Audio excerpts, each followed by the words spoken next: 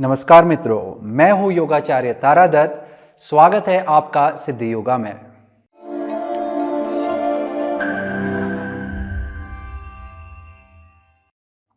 दोस्तों, प्राणायाम की श्रृंखला का अभ्यास आपको प्रतिदिन करना चाहिए।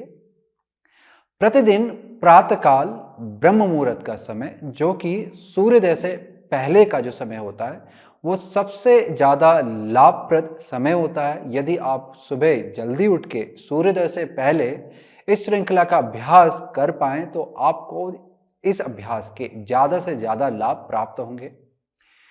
इस अभ्यास को आप सुबह के समय किसी और समय भी कर सकते हैं, दिन में भी इसका अभ्यास कर सकते हैं, संध्या काल यानी कि शाम को भी आप इस अभ्यास को करके इसका लाभ प्राप्त कर सकते हैं।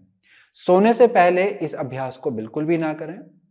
इसके साथ ही आपको इस चीज का और ध्यान देना है कि भोजन के उपरांत इस अभ्यास को नहीं करना चाहिए। प्राणायाम का जो अभ्यास है, भोजन के उपरांत कम से कम 3 से 4 घंटे के अंतराल पर ही आपको उसके बाद इस अभ्यास को करना चाहिए। तो आपको भोजन के पश्चात तुरंत ही अभ्यास को बिल्कुल भी ना करें और 3 से 4 घंटे का अंतर जरूर रखें। प्राणायाम का, जैसे कि मैंने आपको पहले बता दिया, कि ज्यादा से ज्यादा अगर आपको लाभ उठाना है तो ब्रह्म मुहूर्त सबसे उचित समय होता है, सबसे सर्वश्रेष्ठ समय होता है। ब्रह्म मुहूर्त में एक तो ऑक्सीजन की मात्रा बहुत ज्यादा होती है और दूसरा दैवी शक्तियां, सकारात्मक ऊर्जाएं बहुत ही ज्यादा पर्यावरण में, हमारे इस प्रकृति में बहुत ही सक्रिय रूप से विद्यमान होती हैं। ऐसे में लाभ और भी ज्यादा बढ़ जाता है। सकारात्मकताएं हमारे शरीर, मन, मस्तिष्क की तरफ आती हैं, जिससे हमारे शरीर की रोग प्रतिरोधक क्षमता, जिसे हम लोग मेटाबॉलिज्म के नाम से भी जानते हैं, वो बढ़ता है। हमारे अंदर हार्मोन्स का संतुलन बढ़ता है। हालांकि आप प्राणायाम कभी भी करेंगे, आपको ये लाभ तो मिलेंगे ही मिलेंगे, परंतु ब्रह्म मुहूर्त के समय यही सारे लाभ, जितने भी लाभ आप सामान्य रूप से जब प्राणायाम करते हैं, जितने भी आप उनसे लाभ प्राप्त करते हैं, वो सारे ही लाभ और भी ज्यादा बढ़ जाते हैं, यानी कि वो प्लस हो जाते हैं और आपको लाभ और भी ज्यादा बढ़ करके ब्रह्म मुहूर्त के समय मिलते हैं। इसीलिए ब्रह्म मुहूर्त का जो समय है वो सबसे सर्वश्रेष्ठ समय होता है। सोने से पहले कुछ ही प्राणायाम का अभ्यास होता है, कुछ प्राणायाम का अभ्यास नहीं होता है। इसीलिए मैंने आपको बतला दिया कि ये श्रृंखला जो है ये सोने से पहले करने वाली नहीं है। आप संध्या काल तक इस अभ्यास को कर सकते हैं, परंतु सोने से पहले इस अभ्यास को ना करें। हर प्राणायाम के अपने अपने अलग अलग लाभ होते हैं। फिर भी यदि आप प्राणायाम की श्रृंखला का अभ्यास करते हैं तो आपको अब जुड़े हुए लाभ एक साथ देखने के लिए मिलते हैं। प्राणायाम के अभ्यास से मन, मस्तिष्क शांत रहता है। अनावश्यक चिंताओं से आपका दिमाग दूर रहता है। तरह तरह का जो कचरा हमारे दिमाग में भरा रहता है विचारों का, उनसे यह आपको दूर रखता है। मन को एकाग्र करने की शक्ति को बढ़ाता है और याददाश्त यानी कि आपकी मेमोरी को यह बढ़ाता है। ध्यान केंद्रित करने की शक्ति को बढ़ाता है। तो जो बच्चे पढ़ने वाले हैं या व्यक्ति जो कामकाजी हैं, तरह तरह की चिंताएं उनके मन में रहती हैं, तो ये अभ्यास आपके लिए बहुत ज्यादा लाभकारी है। बच्चों के लिए बहुत ज्यादा लाभकारी है। उनके लिए, उनको ध्यान केंद्रित करने की उनकी शक्ति बढ़ेगी, उनकी मेमोरी बढ़ेगी, याद करने की क्षमता उनकी बढ़ेगी। तो इस तरह से आप कई तरह के लाभ इस प्राणायाम की श्रृंखला के अभ्यास से प्राप्त कर सकते हैं। शरीर, मन, मस्तिष्क आपका हमेशा तंदुरुस्त रहेगा, ऊर्जावान रहेगा। आलस्य आपके जीवन में नहीं आएगा, आपको सताएगा नहीं। नींद भी आपको बहुत अच्छी आएगी। पूरा दिन आपका स्वस्थ और बेहतर आपको लगेगा। हर चीज आपको खुली खुली लगेगी, चमकदार लगेगी। आपका मन हमेशा प्रसन्न रहेगा। तो इस तरह के कई सारे लाभ आपको प्राणायाम के अभ्यास से मिल जाते हैं। चलिए चलते हैं अभ्यास की ओर। अभ्यास की शुरुआत हम लोग प्रारंभिक श्वसन क्रिया से करेंगे। सर्वप्रथम जो अभ्यास की एक अच्छी शुरुआत होती है, यदि आप एकदम से प्रारंभिक अभ्यासी हैं तो प्रारंभिक श्वसन क्रिया से अभ्यास बहुत ज्यादा लाभप्रद हो जाता है। प्रारंभिक श्वसन क्रिया के अभ्यास के लिए आपको किसी भी सुखात्मक आसन की स्थिति में बैठ जाना है। प्राणायाम का अभ्यास आप भूमि में बैठ के करेंगे तो ज्यादा लाभप्रद होता है, जिसमें आप आसन बिछा करके, जरूरी नहीं है योग मैट रहे, आप कोई भी आसन इत्यादि बिछा करके किसी भी सुखात्मक आसन में बैठ करके अभ्यास की शुरुआत कर सकते हैं। यदि आप भूमि में नहीं बैठ पा सकते हैं, आपको आपकी शारीरिक क्षमताएं आपकी ठीक नहीं है जिसके कारण से आप भूमि पर नहीं बैठ पाते हैं, तो आप कुर्सी, सोफे या फिर बिस्तर पर बैठ के भी प्राणायाम का अभ्यास कर सकते हैं। परंतु याद रखें, भूमि में बैठ करके प्राणायाम के अभ्यास के लाभ ज्यादा बढ़ जाता है। जितना ज्यादा आप भूमि के पास में रहेंगे, उतना ज्यादा आपको आपका जो प्राणों का जो जुड़ाव है आपके अंदर, वो आपका बढ़ने लगेगा। इसके आध्यात्मिक फायदे और मानसिक फायदे बढ़ जाते हैं यदि हम भूमि पे बैठ के करते हैं। तो इस तरह से आप किसी भी आसन का चयन करके आराम पूर्वक अपने हाथों को अपनी जंघाओं के ऊपर रख लें। हथेलियां आपके ऊपर की तरफ देखेंगी, उंगलियां मिली रहेंगी। प्रारंभिक श्वसन क्रिया के अभ्यास के लिए सुखात्मक आसन में बैठने के बाद मेरुदंड को आपने सीधा रखना है। हथेलियों को जैसे हमने पहले बनाया था, ऊपर की दिशा की ओर देखेंगी, इसी तरह से इसे बनाए रखें। ना ही सिर को ऊपर उठाना है, ना नीचे की तरफ दबाना है, बिल्कुल सिर को सीधा रखें और धीरे से आंखों को बंद करेंगे। यहां से अपना ध्यान अपने श्वास और प्रश्वास की गति पे लेके जाएंगे। महसूस करें कि किस तरह से प्राण ऊर्जा श्वास के द्वारा शरीर के अंदर प्रवेश कर रही है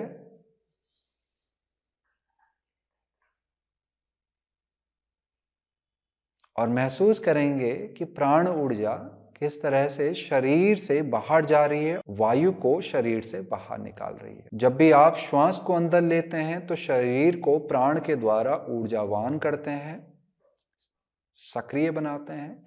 जब भी आप श्वास को बाहर छोड़ते हैं तो शरीर के अंदर जमा गंदगी को, जो वायु रूप में परिवर्तित हो जाती है, उसे श्वास के द्वारा, चाहे वो मानसिक गंदगी हो चाहे वो शारीरिक गंदगी हो, जो गैसों में तब्दील हो गई है, बदल गई है, उसे श्वास जब आप छोड़ते हैं तो उसे महसूस करते हैं कि उसे आप शरीर से बाहर निकाल रहे हैं, मस्तिष्क से बाहर निकाल रहे हैं।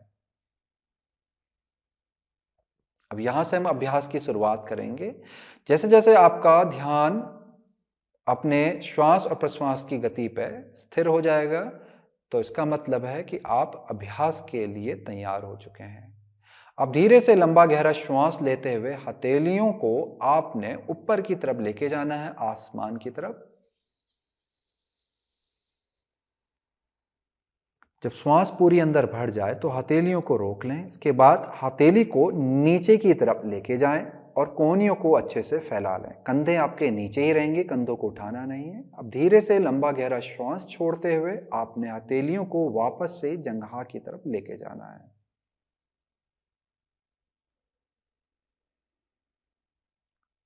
श्वास प्रश्वास आपका लंबा, धीमा, गहरा रहेगा।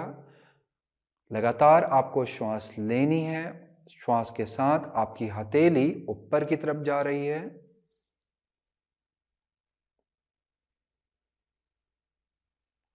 जब आप श्वास को छोड़ेंगे तो आपकी हथेलियां नीचे की तरफ देखेंगी और धीरे धीरे श्वास को छोड़ते हुए हथेलियां आपकी नीचे की तरफ जाएंगी।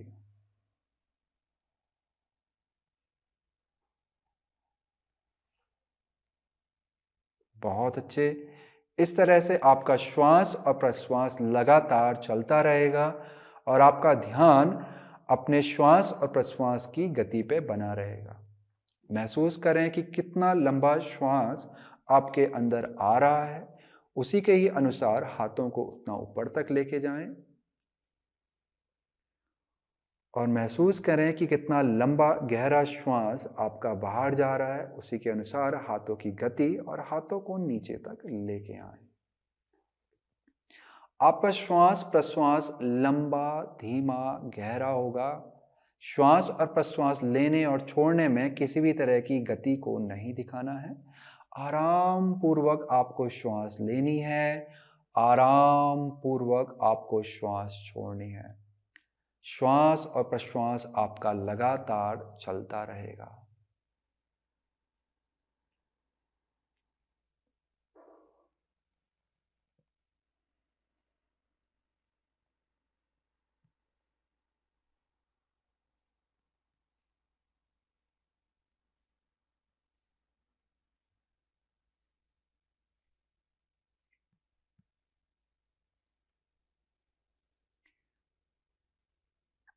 जैसे जैसे आपकी स्थिति और स्थिर होती जाए, आपका मस्तिष्क और भी स्थिर बनता जाए, तब महसूस करें कि कितना लंबा श्वास अंदर और बाहर जा रहा है और दोनों में समानता बनाने का प्रयास करें। अपने श्वास को लेने और छोड़ने के बीच की समानता को बनाने का प्रयास करें। क्योंकि सामान्य रूप में हमारा जो श्वास को छोड़ने की जो प्रक्रिया होती है वो श्वास को लेने की प्रक्रिया से थोड़ा सा लंबी होती है, परंतु यहाँ पर अभ्यास में प्रयास करें कि दोनों में समानता को बनाएं। जितना लंबा आप श्वास धीरे से ले रहे हैं, उतना ही धीरे धीरे आपने उतना ही लंबा श्वास छोड़ना है। अपने ध्यान को श्वास और प्रश्वास की गति पे लगा के रखना है। मन मस्तिष्क में किसी भी तरह का अनावश्यक विचार ना आने दें। आराम पूर्वक श्वास चलता रहेगा।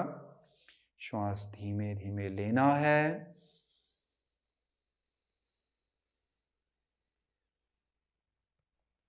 श्वास धीमे धीमे छोड़ना है।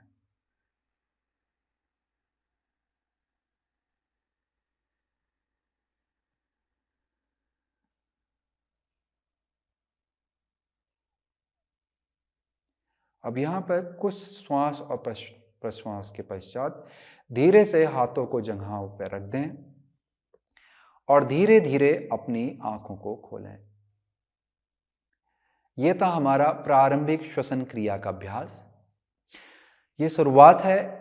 किसी भी प्राणायाम को जब आप शुरू करते हैं तो श्वास और प्रश्वास में समानता बनाने के लिए, संतुलन बनाने के लिए, मन मस्तिष्क को एकाग्र करने के लिए और प्राणायाम के अभ्यास की तैयारी को करने के लिए हम लोग प्रारंभिक श्वसन क्रिया के अभ्यास से श्रृंखला की शुरुआत करते हैं। अब यहाँ से हम लोग करने जा रहे हैं भस्त्रिका प्राणायाम। भस्त्रिका प्राणायाम के लिए मेरुदंड को सीधा करके रखें।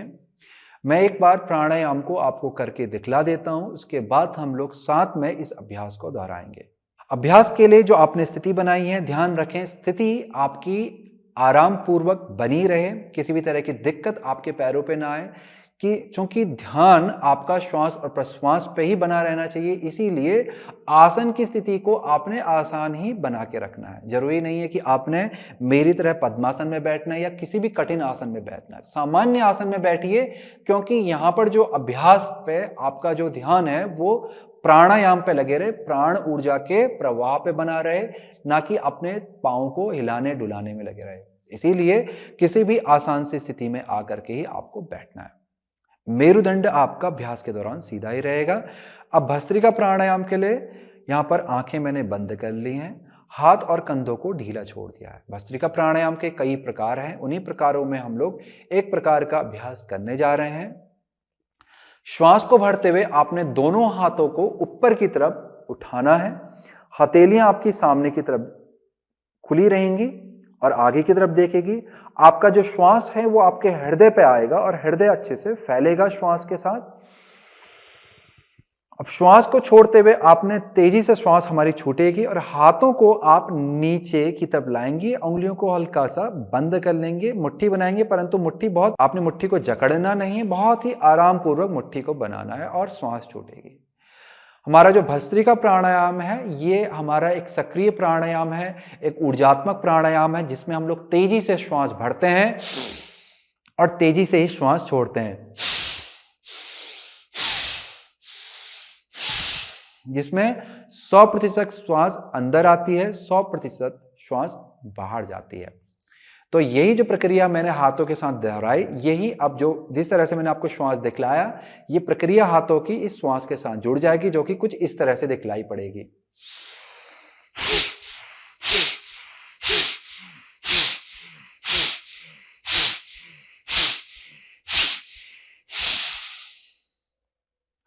तो इस तरह से ये प्रक्रिया हमारी बन के आती है। भस्त्रिका प्राणायाम उन लोगों को नहीं करना चाहिए जिन्हें वर्तमान में हृदय संबंधी कोई समस्या चल रही है, उच्च रक्तचाप की समस्या चल रही है, या फिर आंखों से संबंधित कोई बहुत बड़ी समस्या चल रही है, या श्वास से संबंधित कोई बहुत बड़ी समस्या चल रही है, तो उनको भस्त्रिका प्राणायाम का अभ्यास नहीं करना चाहिए। चलिए अभ्यास की ओर चलते हैं। अभ्यास को अब हम लोग साथ में दोहराएंगे। इसे हम लोग 3 हिस्सों में बांटेंगे। पहले हिस्से में हम लोग प्रयास करेंगे लगभग 15 से 20 श्वास तक जाने का, तो 20 तक हम लोग जाने का प्रयास करेंगे। ऐसा ही फिर हम लोग दूसरे पड़ाव में करेंगे और ऐसा ही तीसरे पड़ाव में करेंगे। तो इस तरह से हम लोग 3 हिस्सों में इस अभ्यास को बांट करके 20 बार श्वास को लेंगे, श्वास को छोड़ेंगे। तो हाथों को अपनी जगहों पर रख लें, मेरुदंड को सीधा करेंगे, गर्दन को सीधा रखें और धीरे से आंखों को बंद कर लें। अब यहां से श्वास को भरते हुए हाथों को ऊपर की तरफ उठाएंगे, हथेलियां सामने रहेंगी और अभ्यास की शुरुआत करेंगे।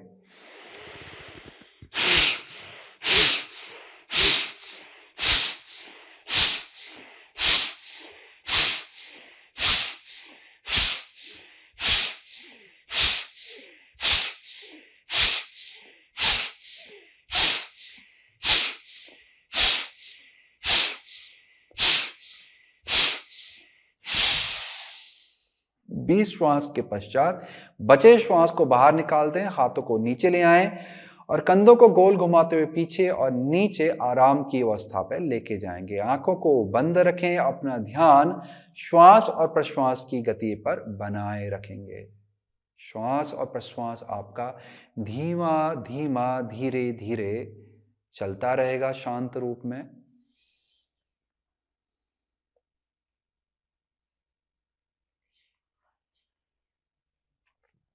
चलिए हम लोग दूसरे पड़ाव की तरफ चलते हैं। अभ्यास को दोहराएंगे। श्वास को भरते हुए वापस से हाथों को ऊपर उठाएं। अभ्यास की शुरुआत करेंगे।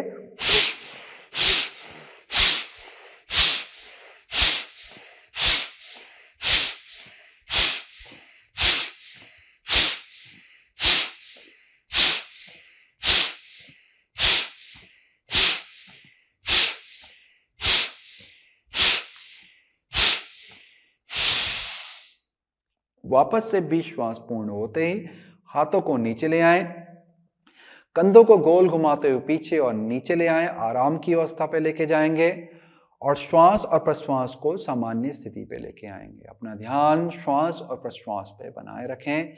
श्वास और प्रश्वास आपका धीमा धीमा बहता रहेगा।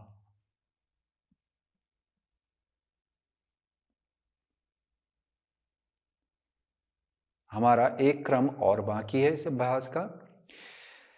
क्रम को खत्म करने से पहले ध्यान देंगे कि अभ्यास के दौरान चेहरे की मांसपेशियां आपकी ढीली रहे, आराम की अवस्था में रहे। चेहरे में किसी भी तरह का जकड़न अकड़न नहीं दिखानी है आपको। चेहरा आपका टेंस नहीं रहेगा, बिल्कुल रिलैक्स रहेगा, आराम की अवस्था में बना रहेगा। और हाथ आप जो ऊपर नीचे लेके जाते हैं उन्हें भी आपने धीरे धीरे ही ऊपर लेके जाना है, धीरे धीरे नीचे लाना है। बहुत ज्यादा श्वास प्रश्वास में आपने उतावलापन नहीं दिखाना है। कंधे आपके हमेशा आराम की स्थिति में बने रहेंगे ताकि गर्दन के पीछे किसी भी तरह का दर्द या दबाव ना आए।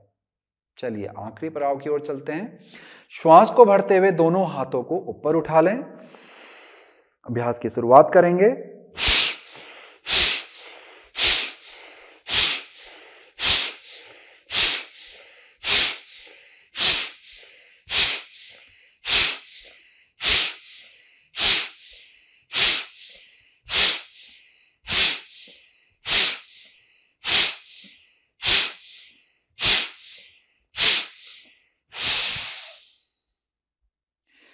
बीस श्वास पूर्ण होते ही बची हुई श्वास को बाहर निकाल दें, हाथों को नीचे ले आएं, कंधों को गोल घुमाते हुए पीछे नीचे आराम की अवस्था पे लेके आ जाएं।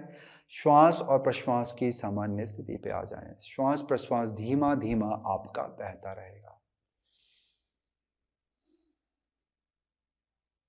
कुछ देर स्थिति को बनाए रखेंगे, मन मस्तिष्क को शांत रखेंगे और इस अभ्यास से होने वाले लाभ को अपने अंदर महसूस करेंगे।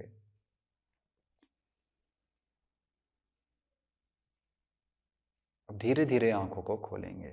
ये था हमारा भस्त्रिका प्राणायाम का अभ्यास। इसी तरह से आपको धीरे धीरे ही अभ्यास को करना है। बहुत तेजी से आपने एकदम से 100 बार 200 बार अभ्यास को हम लोग नहीं करते हैं, जिसका सही तरीका होता है। यदि आप प्रारंभिक अभ्यासी हैं तो इसी तरह से 3 क्रम में अभ्यास को हमेशा बांटा जाता है और कम से कम 15 से 20, शुरुआत में 15 से 20 हर किसी के लिए लाभप्रद होता है। तो 15 से 20 श्वास एक बार लेंगे, फिर वैसे ही करेंगे, तीसरे क्रम में करेंगे। अगर इस तरह से करेंगे, यदि आपको कोई छोटी मोटी समस्या है तो वो समस्या आपकी ठीक होगी, कभी भी बढ़ेगी नहीं। और भस्त्रिका को आप शुरुआत में बहुत ज्यादा करेंगे तो हो सकता है आपके अंदर कोई समस्या पहले से चल रही थी और आपको मालूम नहीं था, और प्राणायाम से आपको नुकसान हो जाएगा। तो ये सबसे सही रेशो होता है, ये उचित मात्रा होती है अभ्यास की, भस्त्रिका प्राणायाम की खासकर, और कपालभाति प्राणायाम के लिए भी, जो कि लगभग इसी तरह से दिखलाई पड़ता है। अभ्यास जैसे जैसे अच्छा होगा, धीरे धीरे आप इसी मात्रा को बढ़ा सकते हैं। यानी कि जो हमने 3 क्रम में बांटा था, 3 राउंड में हमने इसे बांटा था, तो आप 15 से 20 की जगह 25 से 30, फिर धीरे धीरे बढ़ाते हुए 35 से 40, एक एक क्रम में इस तरह से अभ्यास को बढ़ा सकते हैं। परंतु शुरुआत में 15 से 20 लाभप्रद होता है और किसी भी तरह की हानि को नहीं देता है। तो ये था भस्त्रिका प्राणायाम। अब चलते हैं हम लोग अगले प्राणायाम की ओर। हमारा अगला प्राणायाम है नाड़ी शोधन प्राणायाम, नाड़ी को शुद्ध करने वाला। जब हम लोग नाड़ी को शुद्ध करने की बात करते हैं तो नाड़ी हमारी कौन सी है? सूर्य नाड़ी जो हमारी दाहिनी नाक से जुड़ी होती है, चंद्र नाड़ी जो हमारी बाईं नाक से जुड़ी होती है, जिसे हम लोग पिंगला और ईड़ा नाम से जानते हैं। इन दोनों नाड़ियों में शुद्धि होती है, इनका जागरण होता है। इनके जागरण के साथ साथ हमारे मध्य की जो नाड़ी होती है, सुषुम्ना नाड़ी, उसका भी जागरण होता है और इनके जागरण से जुड़े हुए लाभ हमको मिलते हैं।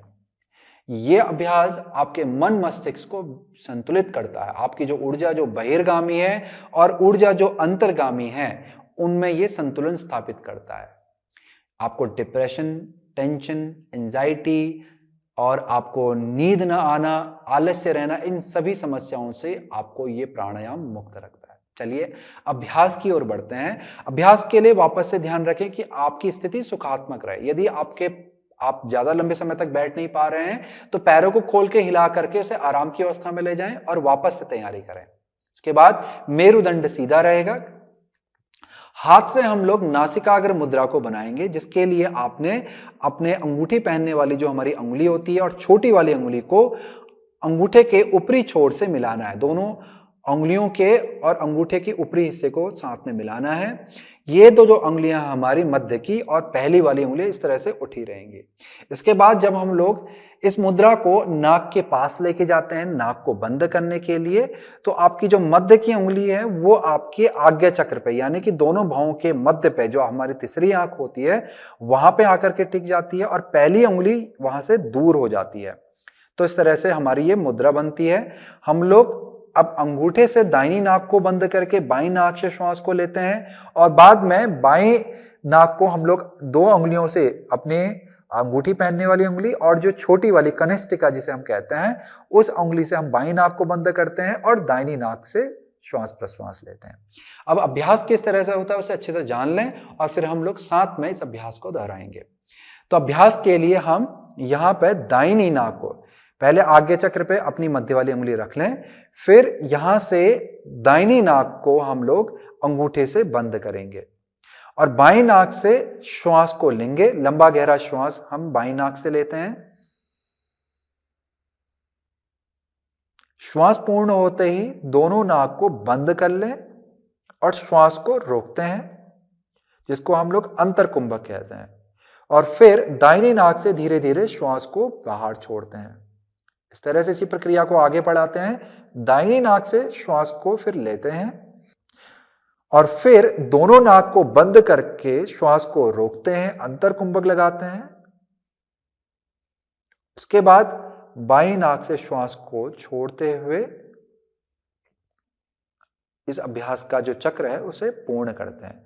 तो अभ्यास का जो चक्र है उसकी शुरुआत बाईं नाक से होती है। बाईं नाक से श्वास लेंगे, अंतरकुंभक लगाएंगे यानी कि श्वास को रोकेंगे, फिर दाहिनी नाक से श्वास को छोड़ेंगे, फिर दाहिनी नाक से हम लोग श्वास को भरते हैं, श्वास को रोकते हैं और फिर बाईं नाक से धीरे धीरे श्वास को छोड़ते हैं। इस प्रक्रिया में शुरुआत में आपका श्वास लंबा, धीमा, गहरा होगा और जितना आप रोक सकते हैं अपनी श्वास को रोकेंगे और लंबा, धीमा, गहरा श्वास छोड़ेंगे। तो इस तरह से शुरुआत में श्वास और प्रश्वास का अभ्यास चलता है। जैसे जैसे आपका अभ्यास बढ़ता है तो फिर हम लोग श्वास के साथ गिनती को जोड़ते हैं। 5 गिनती तक श्वास लेते हैं, 5 गिनती तक रोकते हैं और 5 गिनती के साथ में छोड़ते हैं। और जब ये अभ्यास हमारा स्थायी होने लगता है, अच्छा होने लगता है, स्टेबल होने लगता है, तो हम लोग गिनती की जगह पर ओम का उच्चारण करते हैं। 5 बार ओम बोलते हैं श्वास को लेते वक्त, 5 बार रोकते वक्त बोलते हैं मन में और छोड़ते वक्त बाहर नहीं बोलते हैं। ये जो उच्चारण है आपका मानसिक होता है, क्योंकि बोलेंगे तो आपकी श्वास बाहर ही जाती रहेगी, अंदर नहीं आएगी। तो इसलिए ये उच्चारण हमारा मानसिक होता है। तो इस तरह से आपके अभ्यास अलग-अलग स्तर में जाते हैं और बढ़ते भी जाते हैं। इसके कई सारे चरण हैं, कई सारे स्वरूप हैं, कई सारी टेक्निक्स हैं इस अभ्यास की। जो अभी हम करने जा रहे हैं एक सामान्य सी स्थिति है जिसमें हम लोग लंबा सा श्वास लेंगे बिना किसी गिनती के, श्वास रोकेंगे कुछ देर और फिर धीरे से श्वास को छोड़ेंगे और इसी से ही जुड़े हुए लाभ को प्राप्त करेंगे। चलिए अभ्यास की शुरुआत करते हैं। बाएं हाथ को आपने ज्ञान मुद्रा में, यानी कि पहली उंगली अंगूठे के साथ जाके मिलेगी और इसे अपनी जंघा के ऊपर रख लें और अपने दाहिने हाथ को नासिकाग्र मुद्रा बना करके अपनी नाक के सामने लेके आए। अब अपने अंगूठे से दाहिनी नाक को बंद करेंगे, आंखें बंद करें, आपका मेरुदंड सीधा रहे। लंबा गहरा श्वास बाई नाक से लेंगे, श्वास आपका लंबा, धीमा, गहरा होगा और दोनों नाक को बंद करके श्वास को रोकेंगे और फिर धीरे से श्वास को दाहिनी नाक से छोड़ देंगे। फिर धीरे से दाहिनी नाक से श्वास को वापस अंदर लेंगे।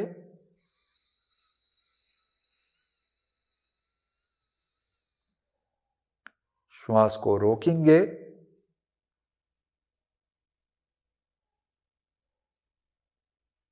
धीरे से श्वास को बाईं नाक से बाहर छोड़ देंगे। बहुत अच्छे। इसी अभ्यास को हम लोग और दोहराते हैं। दोबारा से बाईं नाक से श्वास लेंगे,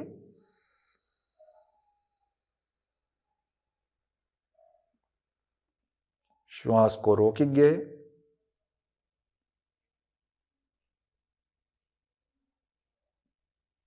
दाहिनी नाक से श्वास को छोड़ेंगे। बहुत ही धीरे धीरे आपको श्वास को छोड़ना है। अब धीरे धीरे श्वास को लेंगे दाहिनी नाक से,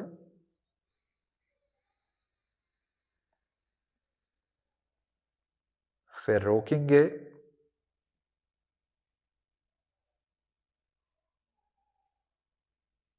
अब धीरे धीरे श्वास को बाईं नाक से छोड़ेंगे। हमारे 2 चक्र पूर्ण हुए, 3 चक्रों का और अभ्यास करेंगे। धीरे धीरे श्वास को वापस से बाईं नाक से लेंगे,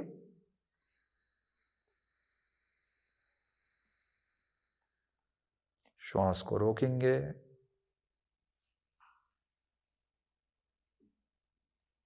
अब धीरे धीरे श्वास को छोड़ेंगे। दाहिनी नाक से श्वास को लेंगे,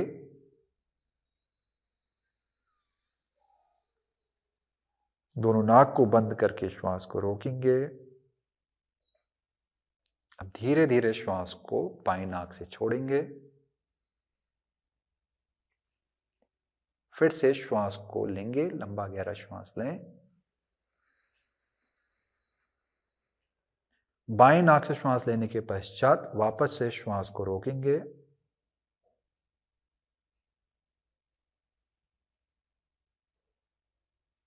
धीरे से दाहिनी नाक से छोड़ेंगे।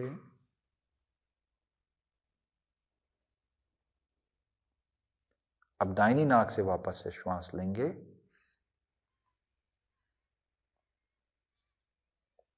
श्वास को रोकें,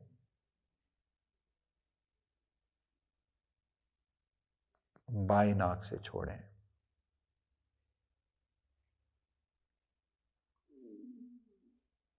वापस से श्वास लें बाईं नाक से,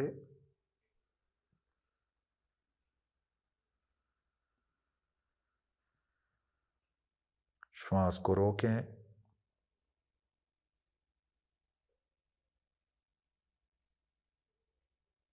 धीरे से श्वास को दाहिनी नाक से छोड़ें।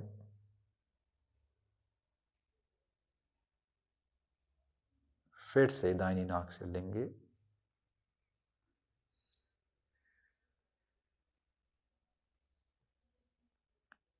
श्वास को रोकें।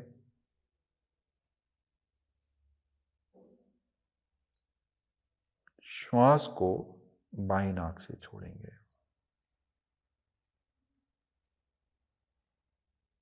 अब धीरे से हाथों को नीचे ले आएंगे। अपने दाहिने हाथ से भी ज्ञान मुद्रा बनाएंगे। आंखों को बंद रखें। अपना ध्यान श्वास और प्रश्वास की प्रक्रिया में बना के रखें। मन मस्तिष्क को शांत रखें। अभ्यास के पश्चात मिलने वाले लाभ को अपने शरीर, मन, मस्तिष्क में महसूस करें।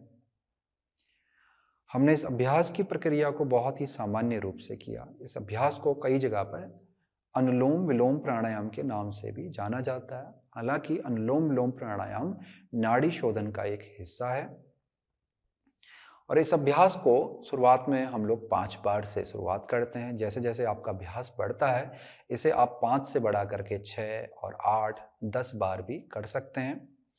और इसके साथ ही श्वास लेने, रोकने और छोड़ने को गिनतियों में बांट सकते हैं। लेना, रोकना और छोड़ना तीनों में समान गिनती से हम लोग बांटते हैं। शुरुआत में गिनती 4 या 5 से शुरू हो जाती है। तो इस तरह से आप इस अभ्यास को और भी बेहतर बना सकते हैं और इसके लाभ ज़्यादा से ज़्यादा उठा सकते हैं। कुछ देर अवस्था यहाँ पर बनाने के पश्चात धीरे से आंखों को खोलेंगे। तो ये था हमारे प्राणायाम की श्रृंखला का अभ्यास, जिसमें हमने शुरुआत में प्रारंभिक श्वसन क्रिया प्राणायाम से अभ्यास को शुरू किया था। फिर उसके बाद ऊर्जात्मक प्राणायाम के रूप में हमने भस्त्रिका प्राणायाम का अभ्यास किया और नाड़ी शोधन प्राणायाम के अभ्यास के साथ हमने इसकी समाप्ति की। हर प्राणायाम के अभ्यास को अब धीरे धीरे अपने अनुसार, अपने समय के अनुसार आप बढ़ा सकते हैं और भी ज़्यादा उसके लाभों को प्राप्त कर सकते हैं। तो इस तरह से प्राणायाम के अभ्यास का प्रतिदिन अभ्यास करें और इसका ज़्यादा से ज़्यादा लाभ उठाएं। तो ये था हमारी आज की श्रृंखला का अभ्यास। इसी के साथ करता हूं मैं इस वीडियो की समाप्ति। नमस्कार।